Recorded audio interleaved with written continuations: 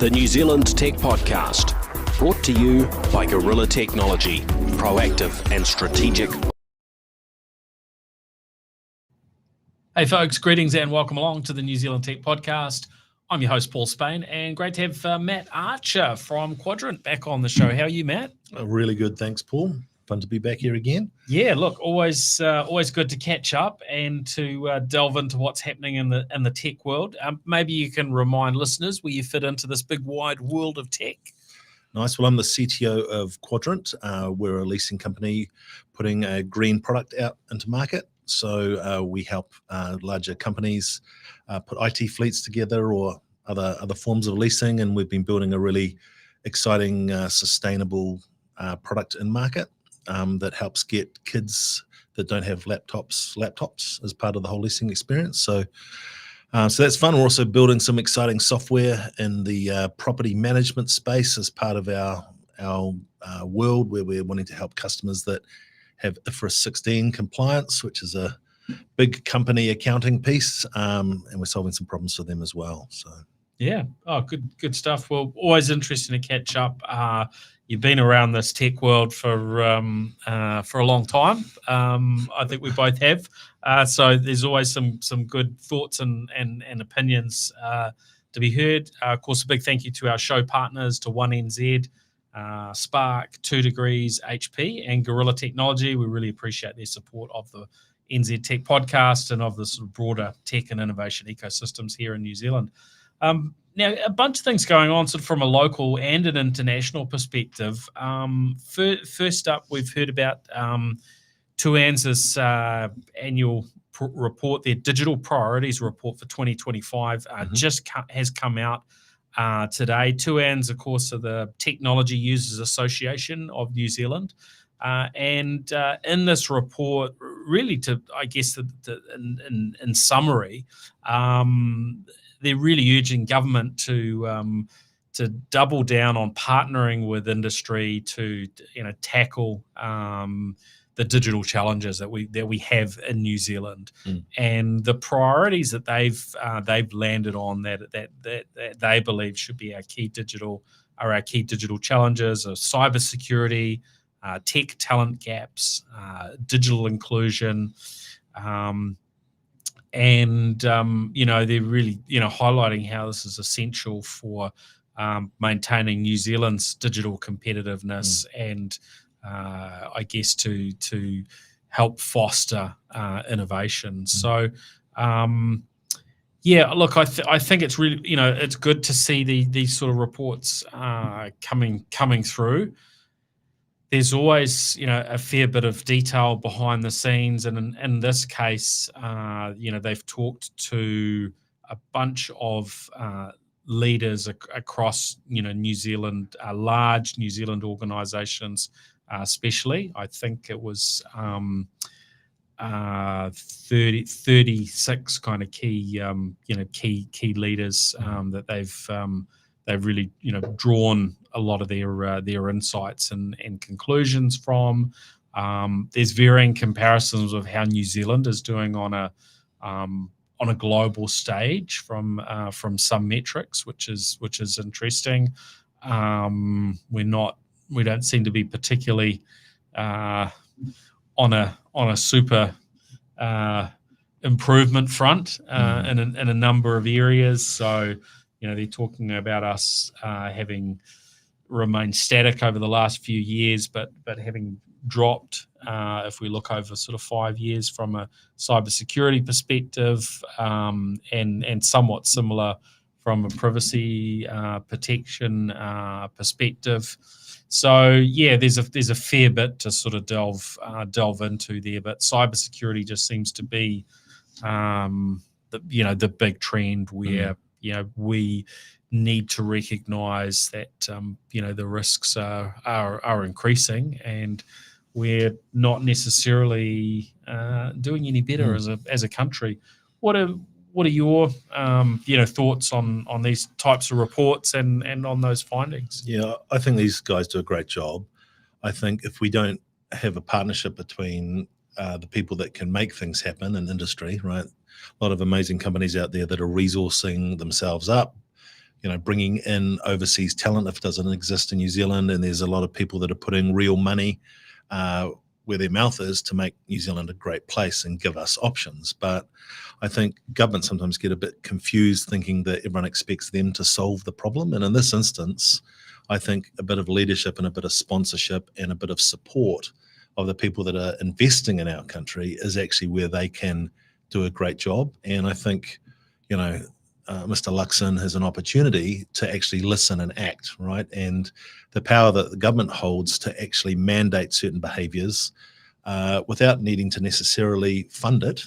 Say, look, if as a country we move ourselves from this position to this position, we'll be stronger, more competitive. And there's, I think, a whole lot of great New Zealand industry that would step up and say, we're actually ready to go there, tag us in, we'll do some good things here.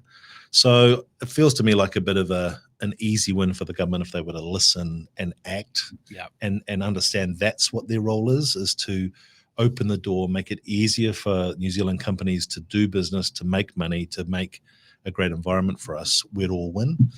But I think, unfortunately, we see government wanting to own the whole thing, right? Own the whole pie, get the praise for all of the actions, but that's quite costly. And now it becomes, what do I pay for, what I don't pay for, what starts, what doesn't. So, yeah, these guys do a great job. I think if we could encourage the government to have a good look and listen, I think we'd win from it. One of the areas that they specifically highlight is the challenges that we have in terms of a growing shortage of skilled, professionals, in terms of the tech area, and this is, I guess, one of these trends that we kind of keep hearing year after year in varying forms. And one thing that jumped out at me is announcements by China and the US about teaching in schools from, it sounds like, a reasonably early age, artificial intelligence and teaching people about AI. I think China made the announcement first, and then a few days later, the US kind of were following up quite quickly. Now, let's say New Zealand sort of sits back on AI and doesn't lean into it. I mean, this is something that by not educating in that direction and not encouraging the safe and appropriate use of AI, that's just one area where it could make a massive difference in a good direction or a bad direction. Agreed. Right, and of course there's a whole lot of other areas to this, but that's because kids, I like the point, because children nowadays come out of high school with often more skills than IT professionals that have been in there for forever. Right, and particularly I've got a number of friends that encourage their pre-10-year-old kids to get involved in how to code and how to play with robotics and a lot of these things. And you end up talking to some kids that are in their 11, 12, 13s, and it feels like you're talking to an IT professional in their mid-20s. So I agree, if the government was to say, let's support maybe the education piece, bring in curriculums, or make the people that want to write those, help them be successful, at least we keep up. There's a fair bit more. We will. I think we can share a link to this in the show notes. So we will try and squeeze a link in there in our show notes to those that are interested. And so big thanks to TUANZ for giving us early access to this, and to TUANZ who were kind of key sponsor on this particular report. So really good to see this sort of analysis and research being done, and the surveying and so on to bring it all together. Now, talking of TUANZ, I see they've been in the news in the last few days around their partnership with Starlink and this satellite texting service. looks like they've hit 1 million messages that have been delivered. Thanks. So Wow. I was sort That's a of lot. quite surprised. I mean, I guess you average that out across the population. I'm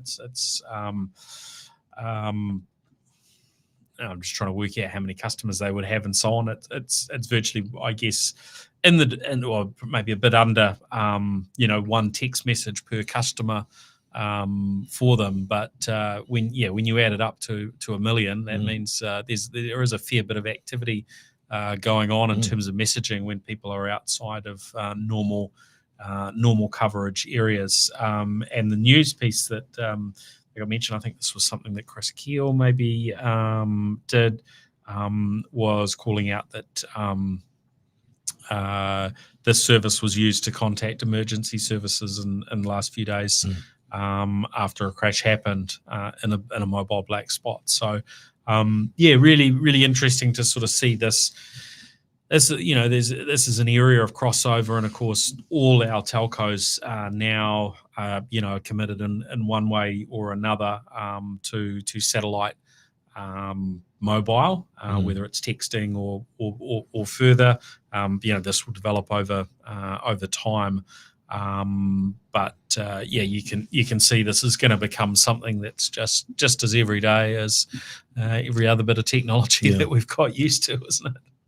It's good from a life-saving point of view as well, right? 100%. I know when I went and saw I've got a sister who lives up in Darwin, and up there's pretty much no cell coverage wherever you go. And watching the phone move to satellite mode as you travel around and about the place, it just gives you a little bit extra, sense of safety and security, right? All of a sudden, this device can actually be used to get help if you come across it. Especially if someone's been injured, like in this article, you are the person who first responder, you may have first aid training, but if you can't get people with real gear to help, you're going to be a bit stuck. So from a humanity point of view, I think it's great. Well, it's certainly, in these sort of cases, can really speed things up if you can get some comms out. And, I think the talk is that it could be as soon as the end of this year, when satellite calling becomes an option through Starlink and the like. I guess initially it's probably Starlink is going to be at the forefront on that one, but it is interesting to see that there are others in this space. Now, we did mention a few weeks back on 2 degrees announcements, and on the same day we picked up some media coverage that was saying that Spark were also going to go with the same company as 2 degrees, AST Space Mobile, who are taking a very different approach to Starlink. Since then, we haven't got any official clarity over who Spark are partnering with, but they are partnering with someone. Yep. I haven't seen that through. So just to clarify that, I can't remember exactly what we said we'd heard, but I definitely indicated that Spark had done some sort of a deal, but we're waiting for formal confirmation on exactly what the deal is and who with. One of the things around Starlink seems to be that it is more than likely that Starlink will ultimately end up partnering with more than one telco in a lot of markets. I'm picking that's what's going to work out for them commercially, but we'll wait and see. I don't think we've actually seen that formally announced anywhere, but I think Starlink have suggested that's quite likely. But New Zealand's still very much at the forefront, so well done,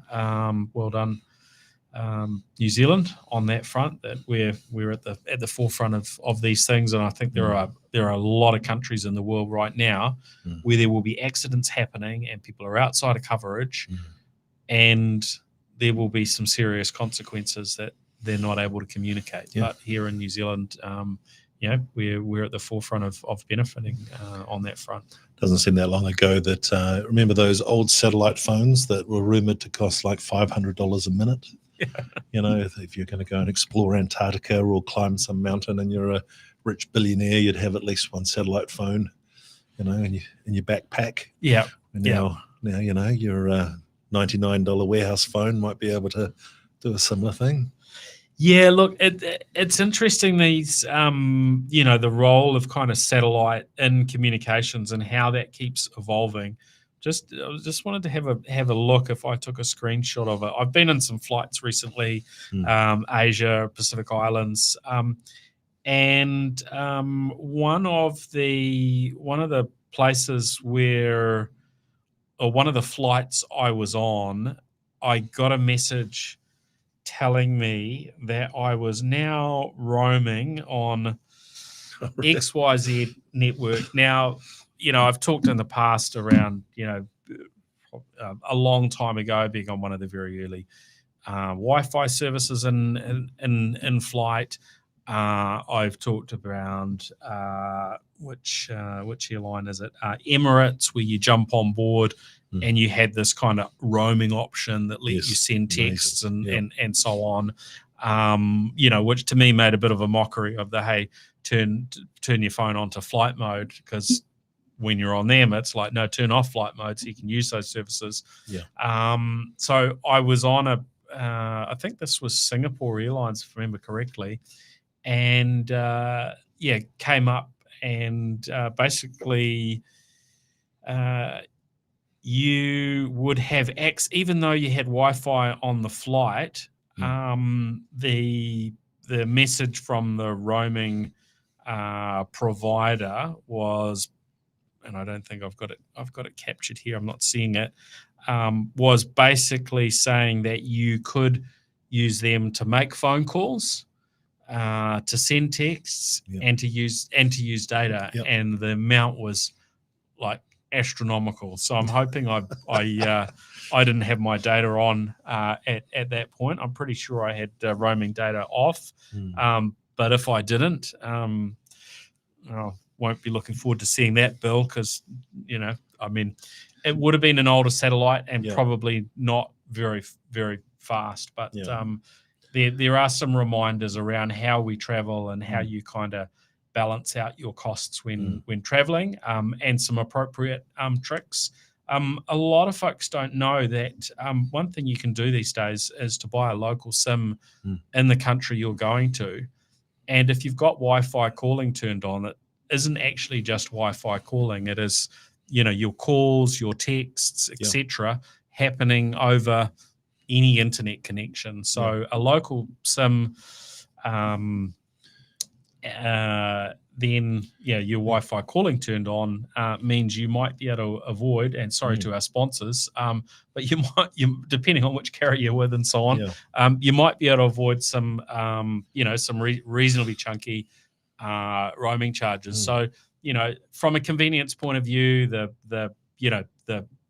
roaming options that 2 Degrees, Spark, and M1NZ have are really, really handy.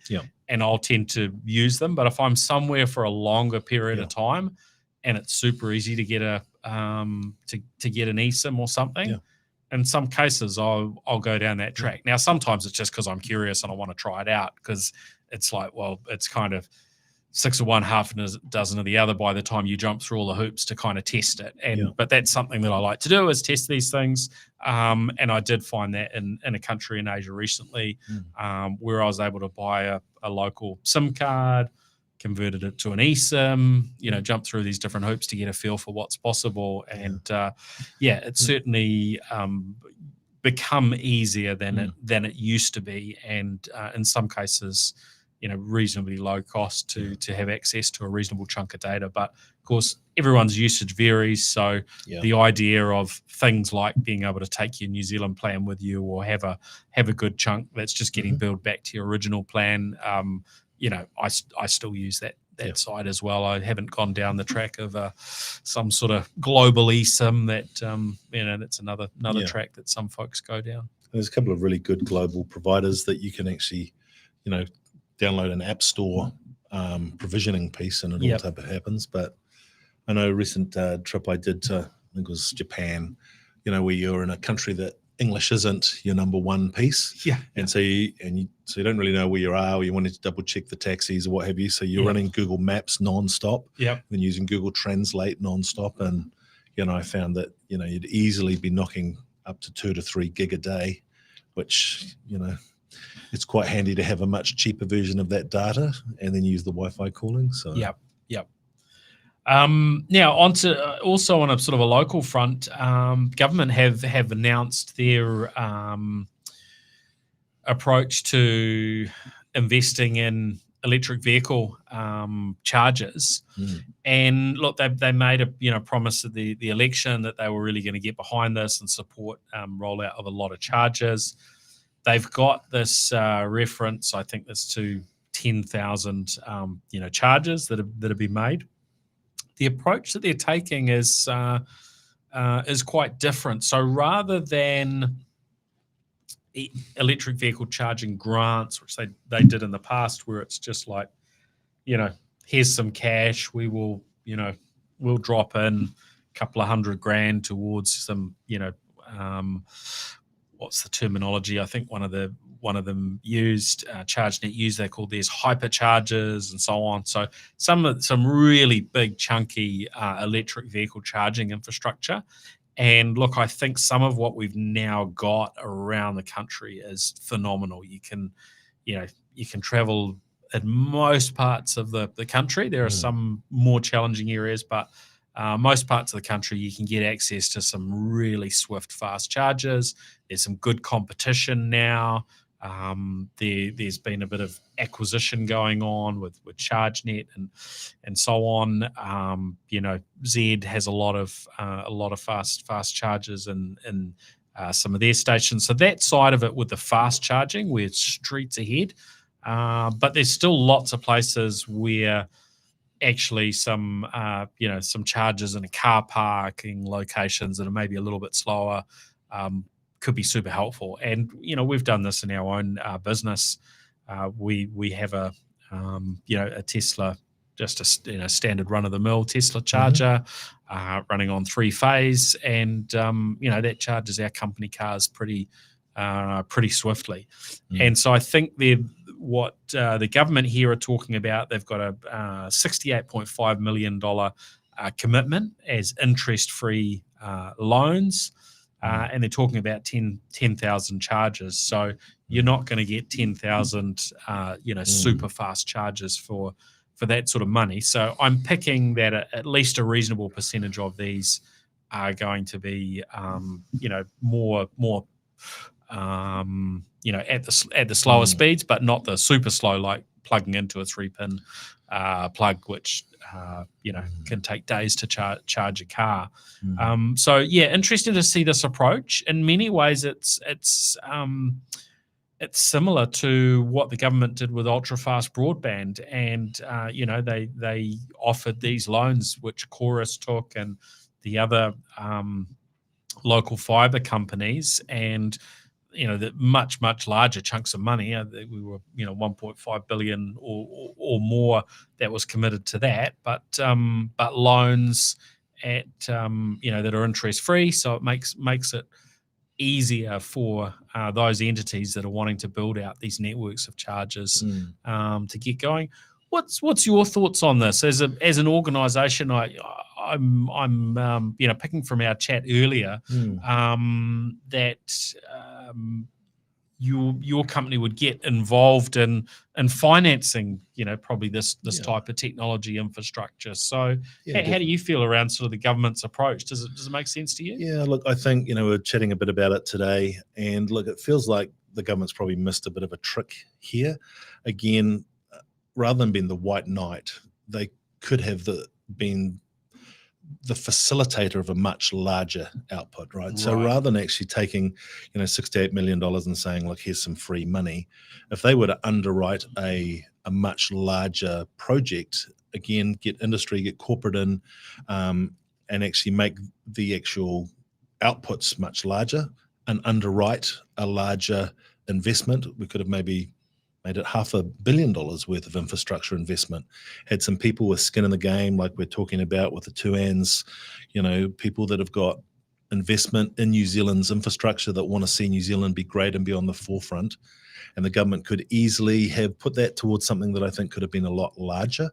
There's financiers like Quadrent that are in the wings that would love to be involved in that type of, corporate government relationship. And there's a whole lot of providers of this kit that would probably much rather put in, 50,000 charging stations than 5,000. And Interesting, right? And if the goal is to help New Zealand benefit, then maybe we could just look at the way that we slice things. But again, I feel it's a little bit like we want to take all the glory, but the output could have been a lot larger.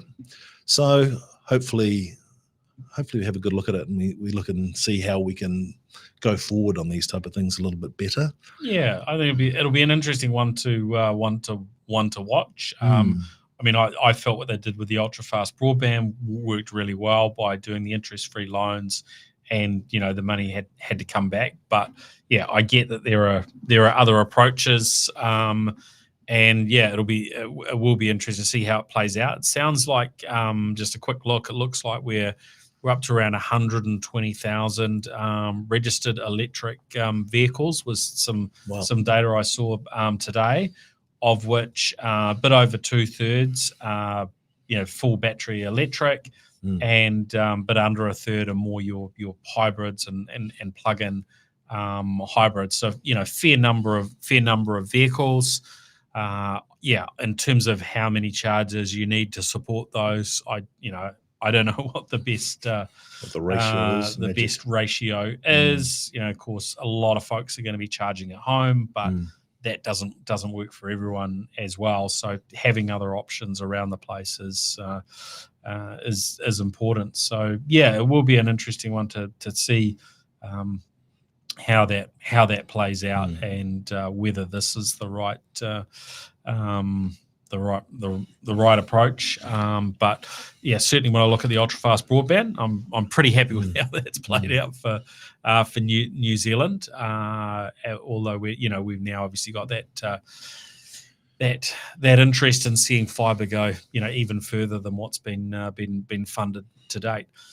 Now, looking on the sort of international news, one of the announcements we've got is that Microsoft are finally rolling out their Windows recall feature, which they announced last year, and it just seemed like a real mess. They were going to create a whole lot of privacy issues.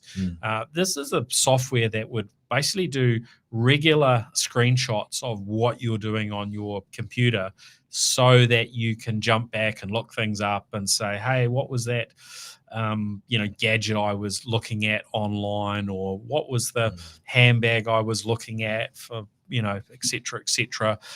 You put in a few details, color, and, or whatever it is.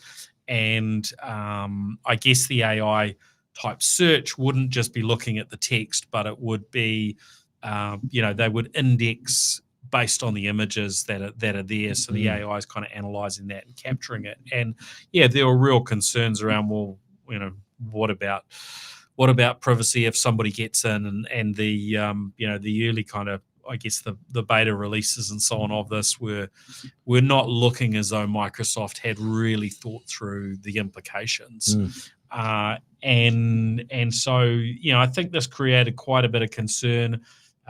The way they were going to roll it out was it was going to be on by default on these AI or Copilot Plus PCs, and not a good look at all. Now they've put a good few months into trying to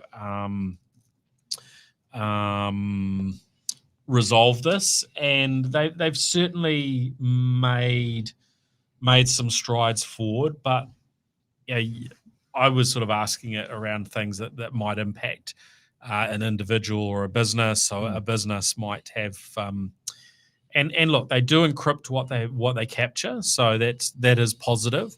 But there are still risks. I don't know how this plays out on things like a BYOD situation. So, you've got this software running on your bring your own device, then you're linked into your workplace. And so from your local laptop's perspective, it has no idea which apps are really running on your screen, because the software lets you say, well, I don't want you to screenshot my LastPass or my this or my that, to keep privacy. But if you're a personal device linking into a work scenario, then it's actually not going to know that information.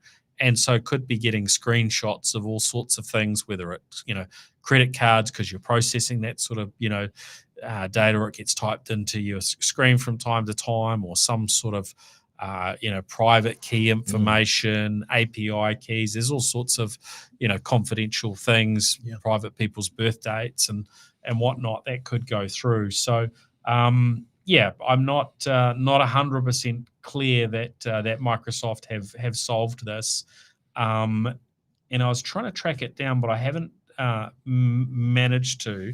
But I did also read in the last few days of some of this software that gets used sometimes for monitoring workers, particularly remote workers, and runs on a company device. And I heard about this particular software that basically takes screenshots every, 20, 30 seconds, whatever the time frame is that it's configured for. And this particular software vendor had all this data sitting with Amazon AWS, and apparently a bucket that was an S3 bucket that was accessible to anybody.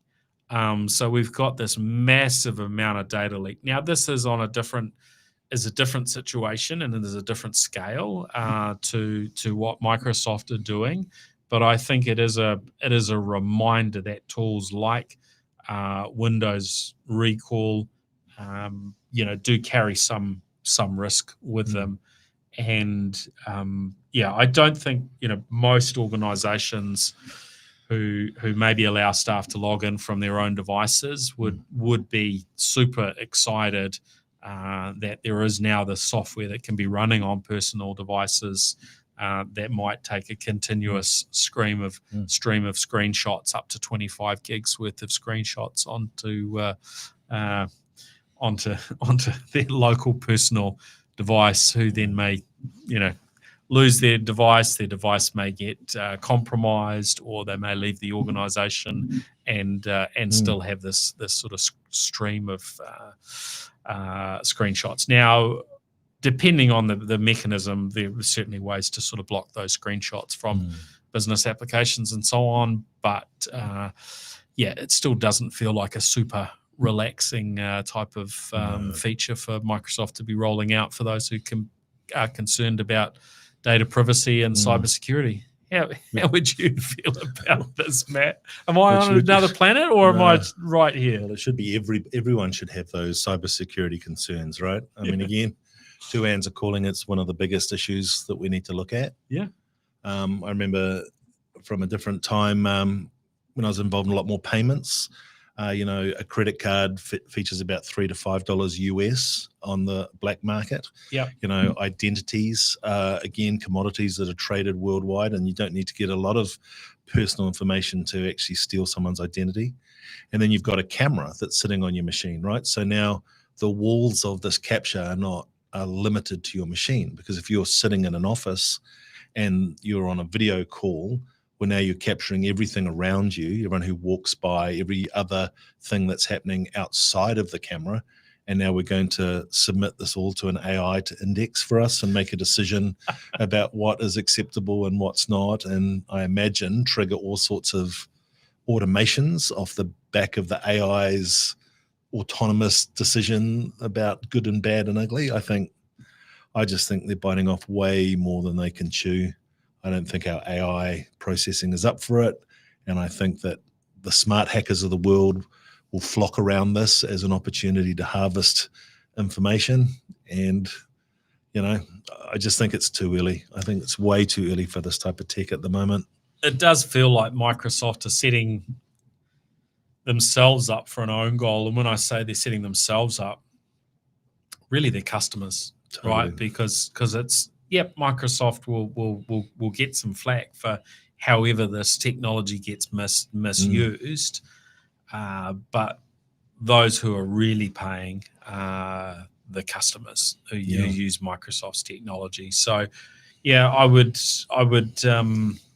like to hear more from Microsoft on this front. I haven't raised it with them locally or further afield, but any of the Microsoft folks are listening and want to get in touch on this, I would love to hear how convinced they are that they're really able to mitigate all of the risks. And I know when this was first announced, it just seemed like an absolute joke, and Microsoft sort of kept saying, that no, this is coming, and they have continued to push down this track.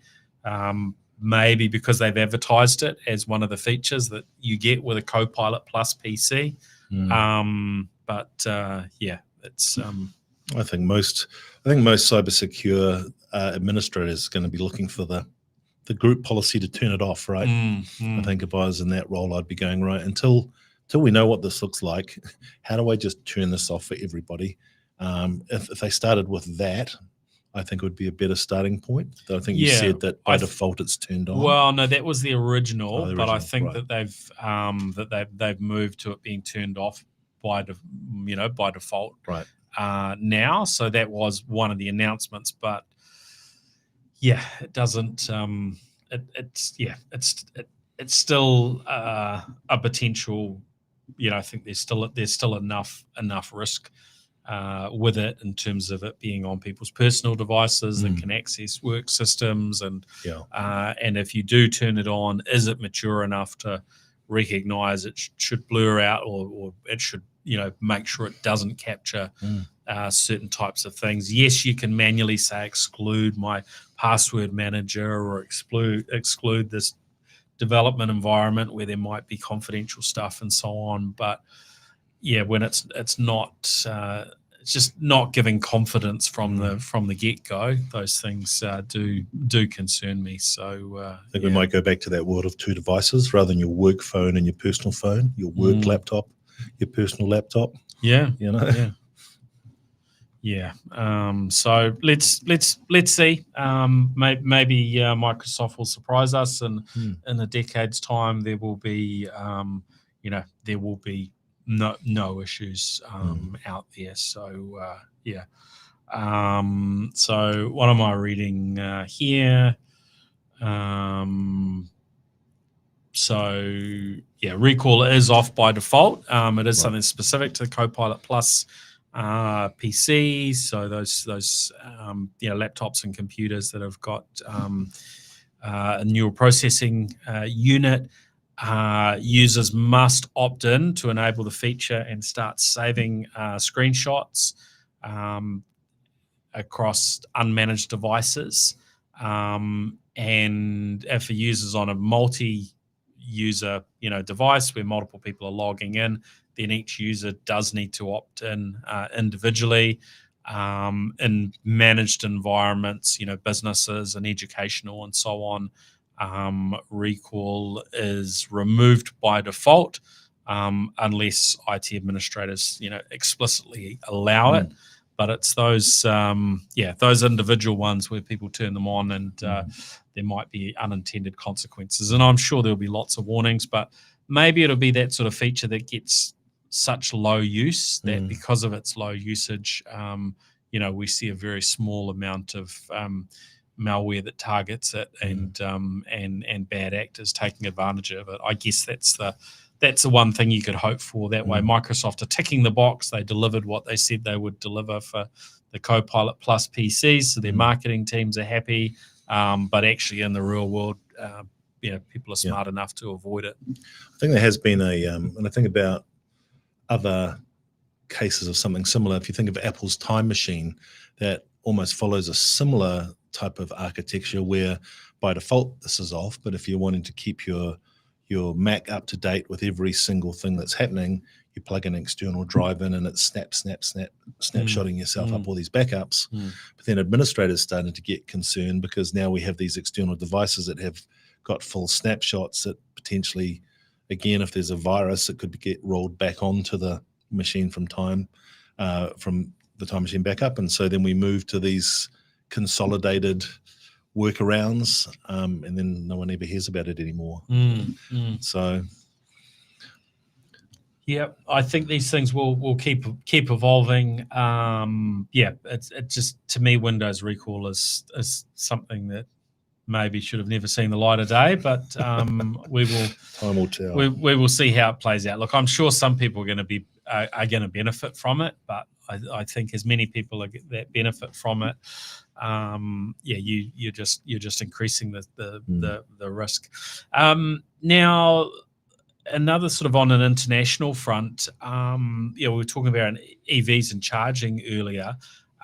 In the UK, they're moving forward with electric vehicle battery recycling with a facility there that is set to be able to process 24,000 used batteries annually. Now, they're apparently going to recover sort of critical minerals, lithium and nickel that's used in the batteries, and start creating something of an improved supply chain when it comes to batteries. Now, we've kind of been hearing that this idea of recycling batteries is a part of the electric vehicle kind of story, I guess, for a long time. And there are mechanisms like in New Zealand, people will buy secondhand, let's say a vehicle's been in an accident. They might then use that battery to go back into a car that's got a degraded battery, or it might go in to provide backup onto someone's home. But we do need a bit more of a bigger picture on this front. And of course, some of the minerals are not too ideal. You think of the cobalt that comes from the Democratic Republic of Congo, who have had ongoing sort of human rights issues associated with the mining there and so on. So, I mean, hearing this sort of news, I think pretty encouraging. But I'm not actually clear from the coverage that I've read. What percentage of EV batteries is this going to cover? It does seem as though the world is still kind of caught up and hasn't fully resolved what is a really efficient way of recycling lithium batteries en masse, right? It's good for the UK. I think one of the things that we've learned in our sustainability journey with the Green Lease product that we brought to market a while ago is that, unfortunately, New Zealand is the worst e-waste contributor by capita in the Western world. Say that's not true, Matt. Unfortunately, it is, and by quite a margin. The problem that we have is New Zealanders don't have this mindset of recycling their e-waste, right? And the problem is maybe it's so cheap, or maybe who knows quite why, but the problem is that there's such a overhead on these devices, so a 1.5 kilogram notebook might generate, according to HP, up to 300 kilograms of CO2 emissions per single device. And the way that we can get around that is we can put that into a secondary life, and we can actually refurbish that thing. We can make sure it doesn't go to countries that like to that condone slavery and other mandated controls, and we get them into the hands of kids that need them, right? That second life is just not really, hasn't been embraced to the level that it could be. And I think that IT assets are one thing. We're looking at that e-waste piece. We've got all of these great electric vehicles that are going around. Where's our recycle plant for those batteries in New Zealand? And I think New Zealanders need to start moving into this world where we own the responsibilities of our consumption a little bit more. So I think it's great for the UK. There's a lot of dollars up there, and I think again, maybe TUANZ can look at another sustainability piece around the technology side of things, and can start to influence government to start to maybe lead the way on this. I mean, if the government could start to show what it looks like with their fleets and their pieces, that then starts to create a great precedent. Yep, good thoughts. Now, also, before we finish up, the funeral of the Pope. You were making some comments before we jumped in around some interesting, tech there. Now, this is a really big, global event. Has attracted sort of top world leaders.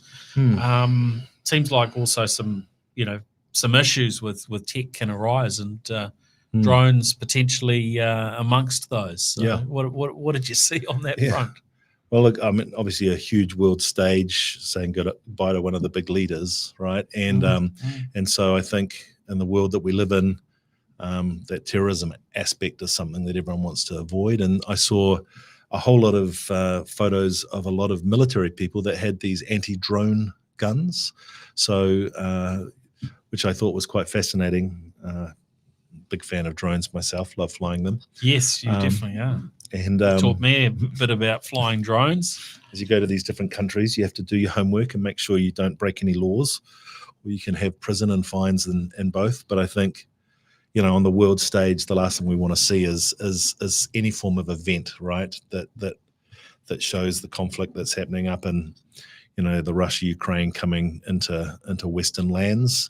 So, it's interesting, and there's a lot of technology now that's really starting to restrict the airspace, and it seems like these have been handed to law enforcement people now. Yeah, and it's I think it's good. I remember going to Eden Park and watching some game that was there, and watching 2 or 3 drones make their way over the stadium and hover with their little flashing lights. And I thought, well, if a security guard had a little anti-drone gun, they'd be able to take them out. Might be a little less of that. Yeah. No, quite fascinating. Yeah, I had a look on online, and we might possibly be able to post a link to one of those bits of stories and coverage on these anti-drone weapons. So how do they work? What do they do from your knowledge of them? From my understanding, you've got particularly the DJI and the return to home drones are predicated on having a nice Wi-Fi signal and a GPS signal. So if you block the Wi-Fi, then off they go. They fly home to the latest GPS. But if they don't have a GPS signal, then they pretty much land immediately. So there's that type of jamming technology. But then I also think they also have some EM pulse, technology that overwhelms and looks to burn out ships and makes them fall out of the sky as well, which is possibly a little bit more scary. Sheesh. And also that frequency hopping. and a frequency hopping piece as well. So some of the more advanced military drones have got, that Bluetooth signal stepping tech, which they can jump between different Wi-Fi bands. And so again, these things blast all the frequencies or hop between frequencies on their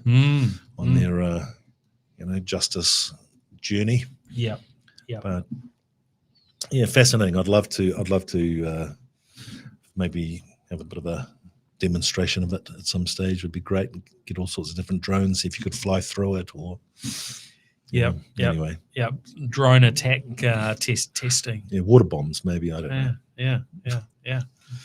Yeah, well, look, the role of tech is really, it goes everywhere, doesn't it? And both the good and the bad. And in fact, looking at the Catholic Church, one of the things that they hold is this thing called the Shroud of Turin. That has been around for, I think its history sort of documented back to the 13th and 14th century. But some suggestions that this was the linen cloth that was wrapped around the body of Christ. And interesting, I've seen a bit of media around this thing, which I presumed was some sort of thing that somebody had made up at some point in history. But some interesting commentary and looking with, I guess, the latest tech at this Shroud of Turin, and some quite fascinating conclusions. So I'll leave that for listeners if that's an area of interest for them to delve into. But there's certainly some fascinating coverage on that one that's been spoken about on a few podcasts and videos recently. So I guess that's the nature of tech, right? It gets into every part of life, and even into the worlds of sort of faith and religion. That's exciting. Now, anything that you wanted to share in terms of for those that might be interested in Quadrent, where you're the Chief Technology Officer, anything that's worth mentioning, or where folks can go to look up a little bit more about you if they think that your services could be relevant? Yeah, look, I think as a company, we're really passionate about the whole sustainability piece at the moment. The product that we're bringing to market is designed to help kids that don't have computers. So the output of a green lease program, when you get a green lease from Quadrent, a part of that is structured to help kids that don't have computers get computers. They become the beneficiaries of this recyclability and the second life that we're touching on. So we've got 100,000 kids in New Zealand that don't have IT parity with their peers.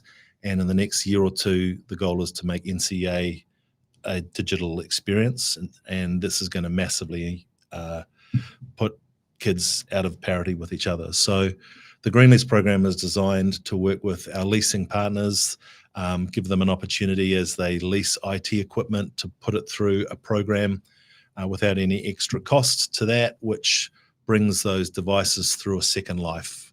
When they're finished, they go in through an ITAD program. We make sure everything gets wiped and erased, and then we look to get the majority of those to where the kids can become beneficiaries at no cost to the school.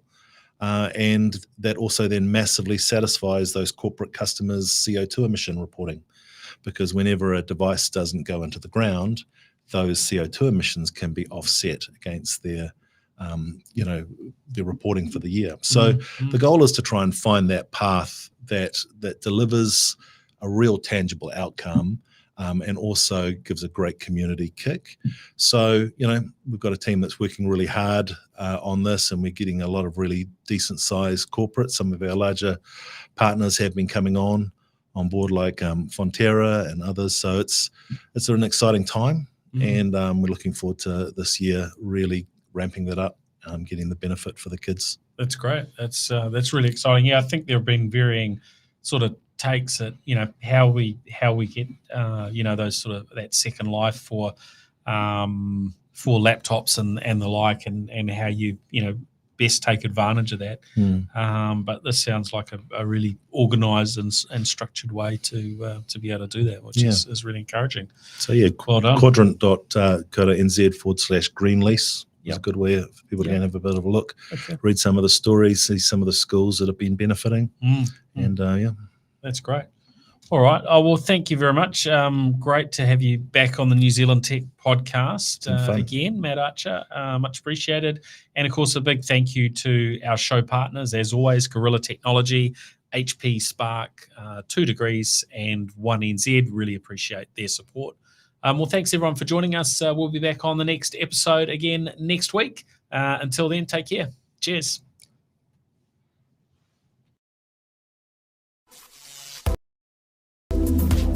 The New Zealand Tech, brought to you by Technology, Proactive Strategic IT.